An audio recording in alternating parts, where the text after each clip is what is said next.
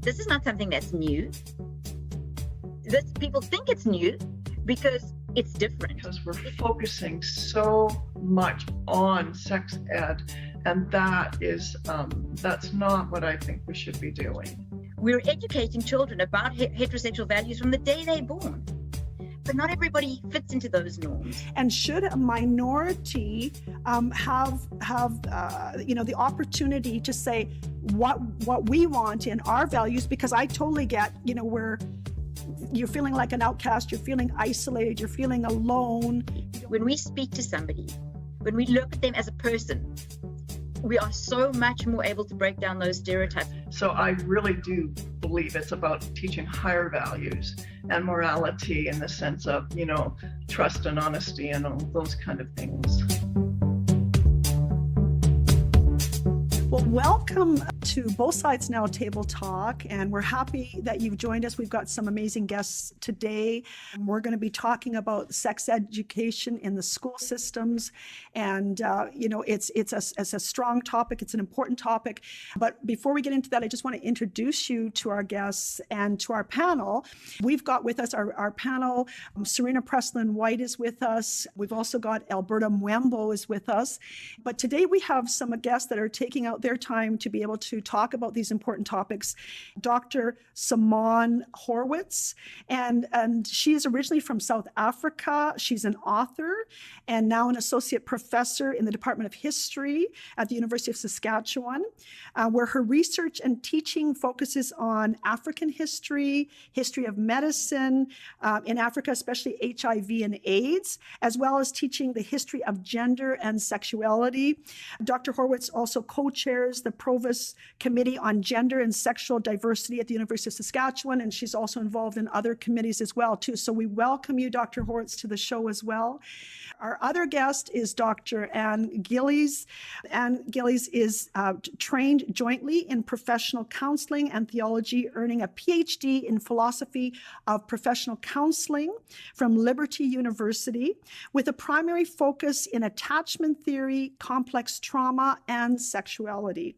Her research revolves around attachment theory, child sexual abuse, same-sex attraction, and gender dysphoria. Anne has recently retired, and after 25 years of counseling focused on individuals struggling with complex traumatic stress, she's now finishing and working on her third book, which is an autobiography. So she's also an author there.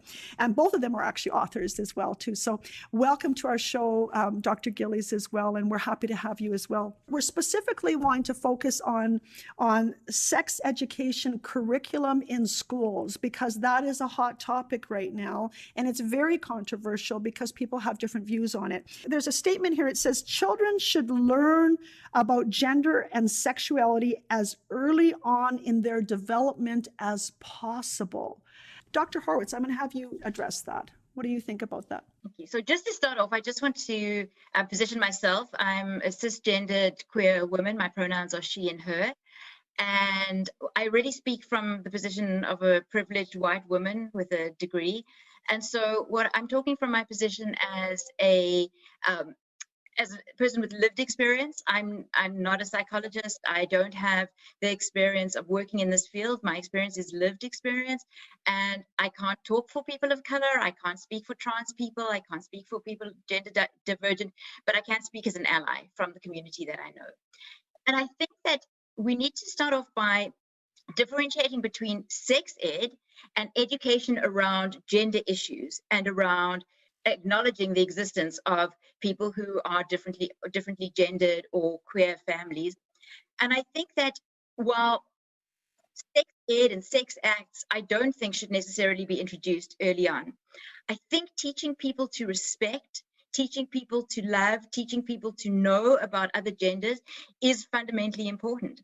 I think that by teaching that there are gender diverse families and that there are different types of families, that there are families with two moms or two dads, and that there are people who don't identify as either male or female, teaches empathy, teaches respect, and it opens the doors to future conversations. And I think that those things cannot be taught early enough. So I would say right from as early as possible to teach people to believe that there are differences between people, but that all people should be respected and loved, I think is fundamentally important.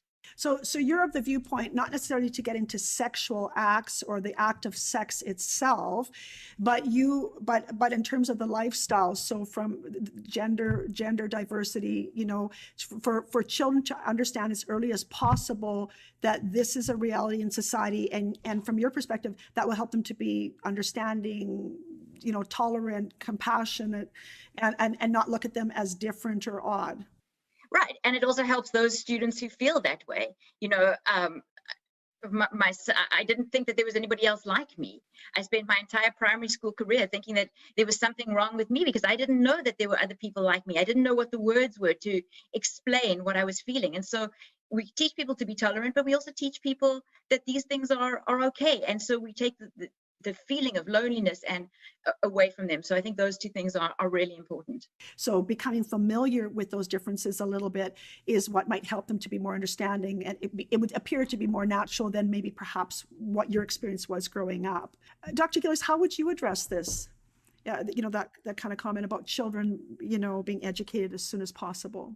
Well, I'm not in favor of educating them on aspects of sexuality. What I really would like to see is that parents begin to educate their child on the whole biological anatomy. A 2-year-old little boy sitting in the tub says, he's looking, and mom or dad can say, that's your penis, and you're a boy, and this is a little girl, your sister is different than you. And so biological anatomy, I also think, gender, the whole subject of gender, but gender is very stereotyping because it's how we express femininity and masculinity.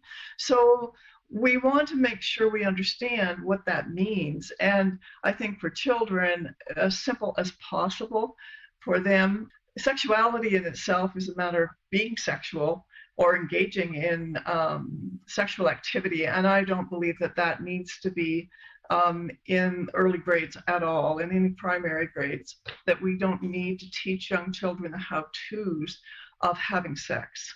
We need to teach refusal and consent. If that's what's considered normal, I'm a boy, with a penis, and this is a girl with a vagina. And then how do you differentiate when you talk about gender? Because apparently my understanding with gender issues, it has nothing to do with your biology. So the teaching is, it has nothing to do with, you're not necessarily a boy because you have a penis, and you're not a girl because you have a vagina. So how are we going to be teaching our children? I don't think, to be honest, there's anyone that would disagree with teaching values of love and respect and acceptance of human beings, right? I don't think that's a problem.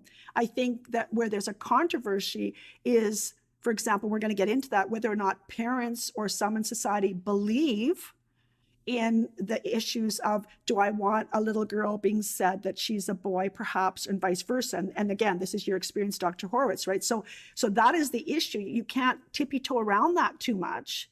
It's not about a belief. It's about what it is, that gender and how gender and biology are two separate things. Your biology is the parts that you are born with.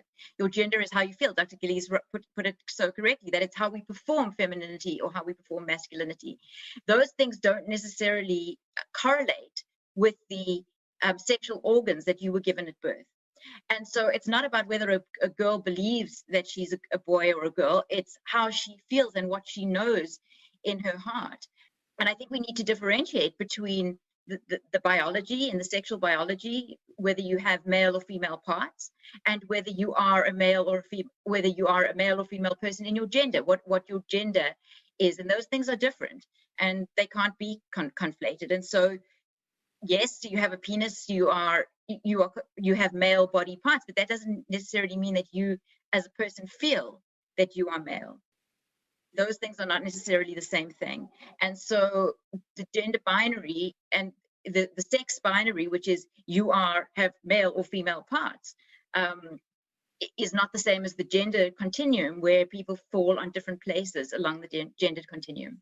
I think that we as parents and as educators, that we have to look at this as a really broad perspective, and that one of the understandings that parents will and hopefully will continue to do and teach their children as they're growing up. Certainly the anatomy, but our biological chromosomal anatomy and makeup is very determined, and it's different than how we feel about our body. And how we feel about our body, even as children, is influenced by a whole lot of things. And that can be parental influence, it can be certainly social media, other children. So our feelings change over time continually.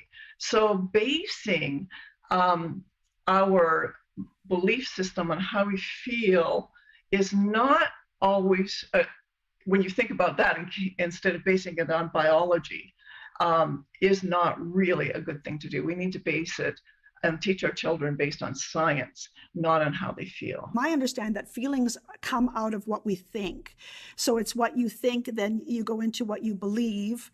And again, that can come from all kinds of variables. That's my understanding as to what makes you feel a certain way. I feel happy if I see something coming my way that I value and it's been put into me. I'll be happy about that and I'll actually feel happy, but I might feel very sad if something is taken away from me that I value, right? And so that's a loss. And so those are those kind of feelings. So, and again, that's the language. And Dr. Horwitz, like, I really like that you're here because like not everybody understands what you mean by what you just said. People go up and down on feelings depending on what's taking place.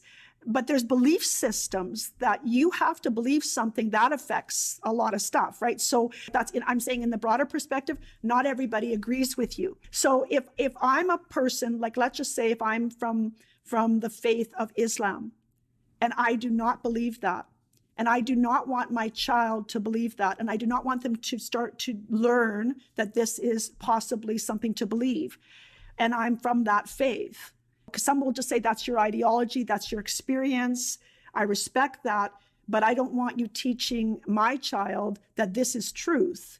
There are plenty Muslim queer people there are plenty Christian queer people. I'm Jewish, I'm a practicing Jew. There are plenty of people in my religious group who don't agree with my way of life or who they don't agree with who I am. But there are also there's a very big community of people who believe very strongly in the principles of Judaism, Islam, and Christianity, who are practicing, who are queer. And I think that is something we should always remember, and we should respect children enough to give them the options of learning about these issues. I knew from the time I was in primary school that I was attracted to women, and it hasn't changed. People I know amongst my trans friends, they knew from the time that they were young. It wasn't a belief. I didn't know that there was such a thing as a queer person when I was, but I knew how I felt. I knew that my life I was not going to marry a man and have children. That wasn't the life I wanted to live. It wasn't a belief system. It was it was my life. It was who I was. And I think that is really important to acknowledge, that it's not influenced by society. Nobody made me, nothing in my childhood. I had a wonderful childhood. I had loving parents, and there are two of us, and my sister is a straight cis woman. We were brought up exactly the same. We went through the same childhood, and this is me. This is who I am. And I knew that from early on. And there are people in all communities who know that from early on. So it's going more than how I feel. It's something innate for you. You feel like it's innate. It's there. It wasn't affected by external variables. It's there. And you can talk to people consistently in the community that will say, they always knew that's how I am. And so that's just kind of like, that's my identity. And people can't argue with, what a person has known innately, right? But we're getting into now, why are we wanting to have to educate people into what you know innately, but someone doesn't agree with? Help me out here, but what age should we be expecting children to determine their identity? And again, should we be educating them in this manner? If it's innate, should we be educating everyone in this way? Identity is a multifaceted construct, and it should never be limited in an unhealthy manner to like sexual identity. we shouldn't be focusing on sexual identity. We have values, worldviews, our culture, nationality, abilities, all kinds of things that are aspects of our identity as well as sex. But I don't believe we need to be teaching children to define themselves through something as limited as sex or sexuality. So you would say there's higher values to educate children in that would be age appropriate and developmentally appropriate, that those are the values rather than focusing on sexuality. Well, I think it's sexuality is one aspect, absolutely. But it's limited, like you're saying, simply, you've got a penis, you've got that, but not to the point of talking about, same-sex attraction. The reality is when we talk about gender, and then we'll get into transgender, I expect, but I mean, we're teaching children about something that for all of history has been a very small portion of the population, extremely small. And it was always an anomaly, and now we're making it sound like it's like this is just a normal kind of thing. And I disagree with that. I totally agree that we should never define people totally by their sexuality. The problem is when you erase that sexuality. When you are growing up as a heterosexual child, you are educated all around you about the way you feel. You see movies, you see people on advertising, you see families with a mom, dad, and a kid all around you. We're educating children about heterosexual values from the day they're born. But not everybody fits into those norms. So we can't say that we shouldn't educate children about the ways of living, because heterosexual couples, heterosexual people are seeing themselves represented in everything they do. Growing up, never seeing a family with two moms is soul destroying for children. Until recently, you never saw queer people on TV. It is soul destroying for somebody. Until recently, you never saw trans people in the media. Soul destroying for people who think that they are different, that they are the only one like them. And so teaching those identities, it's not encouraging it. It's saying there are people who are different, whether they are a minority or a majority. There's also there's all sorts of different minorities in the world. And just because there are only 100 Jews in Saskatoon doesn't mean we don't teach people that there are Jewish people in Saskatoon, and Jewish people should be respected, as should Christian people, as should Muslim people, because we're a vast minority. So just because we are a minority doesn't mean we don't teach people. Teaching somebody is not giving them a how-to. Teaching somebody to respect people of color doesn't change the color of their skin. Teaching people to respect people of gender variance doesn't make you gender variant. We're talking about, sex education in the school system. And Dr. Gillies, you brought up the statement that it's still a very small minority. And should a minority have the opportunity to say what we want in our values? Because I totally get, where you're feeling like an outcast, you're feeling isolated, you're feeling alone, you don't understand this. Should that minority to be able to say, we expect this to be taught in the schools, versus maybe another minority that says, my life values should be taught in the schools and I'm a minority? We don't bring in an educational system that teaches everyone about physical illnesses or about handicap, someone being in a wheelchair because they for one reason or another. There are so many, and actually it's a far higher percentage of children who have physical or mental handicaps, and we do not bring in a whole education system to teach them about other children. What we need to teach, and I think Dr. Horwich said this, and I totally agree, we need to teach our children good values. We need to teach them respect for themselves and for other children. We need to teach them how to honor and respect their own bodies and respect others. And I think that is one of the big things we need to be teaching, rather than focusing in on sexual differences, which actually alienate people. So I don't think it's really helpful in the long run. And I think it's creating some big issues in our school system big issues in families and with the children. So that's my concern for sure. Again, you're going back to there's better values, more important things that would actually probably cover a broader scope of minority issues.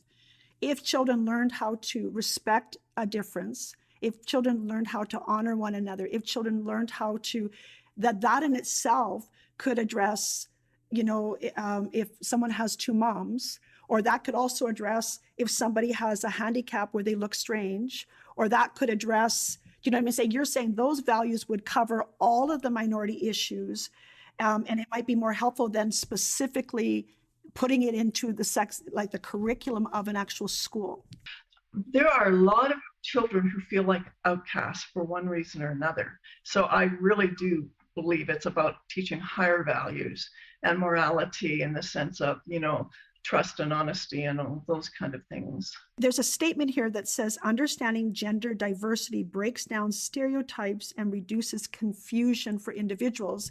And again, I mean, Dr. Gillies, you kind of alluded to that with children, but do you want to address that, Dr. Horowitz? Do you believe that understanding gender diversity will break down stereotypes and reduce confusion? And let's go because you had the experience as a child, right? But because we're kind of talking about in the school systems, that's kind of what we're talking about. And I appreciate you said, yours is based on your experience, not on research on these areas. But do you think that it's helpful to specifically teach on gender when we're talking about this? Or do you think that the higher values are enough? And do you think it causes more confusion or less if we actually talk about gender diversity in schools? I believe the higher values are important, but one of those higher values has to be an explicit acknowledgement of gender difference and an explicit acknowledgement of the existence of queer people, and that is a way of life. I don't think we can only focus on bigger values. Ideally, it would be wonderful if all parents would teach their children about gender diversity, but how many kids are sitting at home with their feelings, their own knowing about themselves and where they fit on the gendered spectrum, and can't bring it up with their parents, know that their parents have a very different ideas. The school is the only safe place that they can actually learn some of these differences if they differ in values to their parents, and that's okay. And so I think that understanding gender diversity breaks down stereotypes hugely.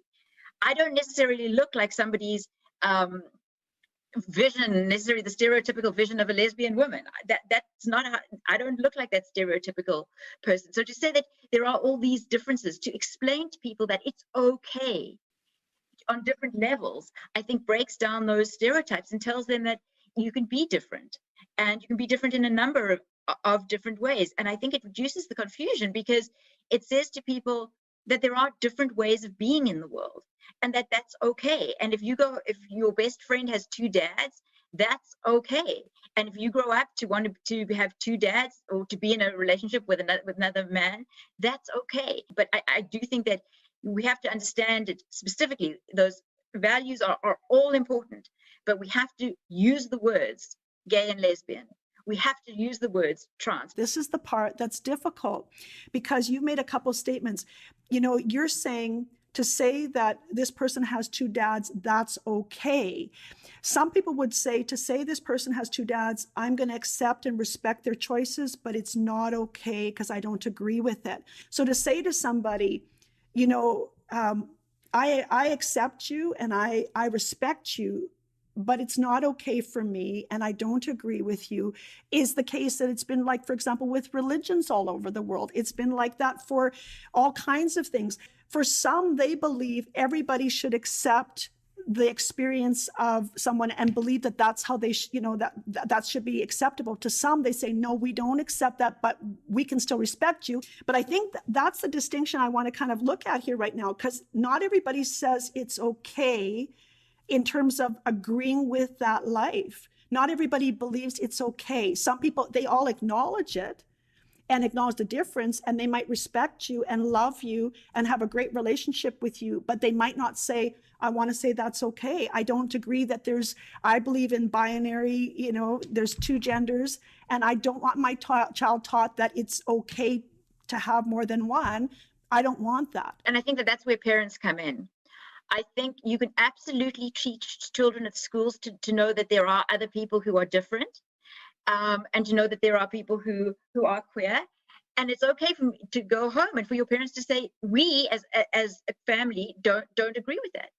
But don't take that away from the classroom. I don't have any problems with learning in the classroom that there are people who are gender divergent. There are people who have two moms, two dads. And I have no problem with the children going home and then having a discussion with their parents. As a person, feel very strongly that I would like the children's parents to believe and to accept how we live our lives. But I have no doubt that they don't.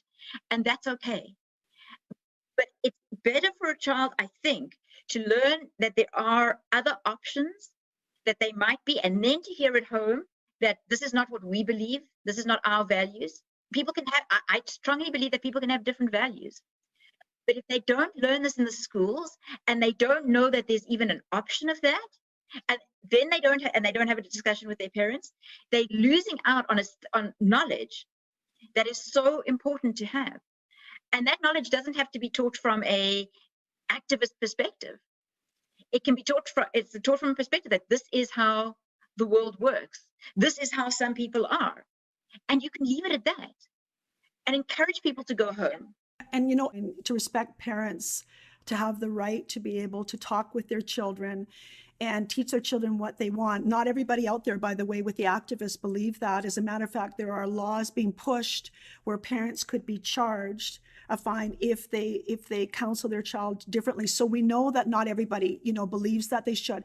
But there's two parts to that too, because, so I've been in the workplace for a lot of years doing management consulting. And I often would say you spend more waking hours with your workplace family than you do with your natural family. And the same thing with kids is they're in school longer than they are with their parents, more waking hours in the school. So you think about socialization, you think about what they're learning. I'm not saying that the sex ed curriculum is taking up all that time, but I am saying that in schools, when it comes to schools, what our children are being educated with, many parents will say, well, they're in the school longer than they're at home. And then even as you said, just like your experience, you didn't have parents to talk to about how you were feeling. There's some children that'll go home at the end of the day of school and not have parents that will be able to talk with them if they are feeling perhaps confused, if they are feeling like they're not going to fit in with their peers if they don't agree. What is happening to a child's brain is we're teaching them to deny reality. So that's what's creating such deep confusion in their minds. Because a child from the earliest ages, right, in the bathtub, you can teach them their sex just by dialoguing with them, because they do want to know, what that is. And sometimes, I remember my children when they were very young, my oldest son and daughter, I would bathe them together in the tub, and my son had questions like, just kind of, what's that, and he could hardly talk, he was only a couple of years old. But so we would talk about that. And well, your sister is a girl and you're a boy, and you have different parts. And so a child automatically knows that. I mean, they look different from one another. And so that is a reality to them. And so now we're telling them that they can't trust the realities. So right from the earliest ages, we're trying to manipulate their brains. And because they are like sponges, they're taking it all in and trying to grapple with it. It's overwhelming what the children are learning in the classroom. So their brains are really trying to reprocess everything that they know and understand to be real into something like, well, that's not true. And so it's a very confusing thing, and they aren't able to really discern what is true and do critical thinking on that until, that abstract thinking doesn't really kick in till about just before puberty, or sometimes after puberty. The confusion comes when we begin to teach that feelings are more important than reality, that they can choose their sex. That's very confusing to young children. And this, to be part and parcel of being cared for and loved. We don't have a problem with that, treating everyone with respect. That's absolutely true. But teaching children an ideology that they get to choose their own sex is absolutely false. And, then along with that, kind of what's being implanted is that they aren't able to trust their parents, aren't able to trust the caregivers, because those parents don't understand it. They don't understand them, and they don't know what's going on. And then the truth, the biological truth that their parents may be telling them, then becomes bigoted, hateful, and it's skewed to look like violence toward other children if children are taught to actually adhere to their parents' values and beliefs. And so it's very, very deep. It's very hard to really understand all of the confusion a child has. Again, it has to do with a solution to being inclusive with children. It has to do with a solution to respect human beings. It has to do with a solution, all of those things. We need a solution to that. But the solution that's being pushed right now is there are a lot of people that are not buying it.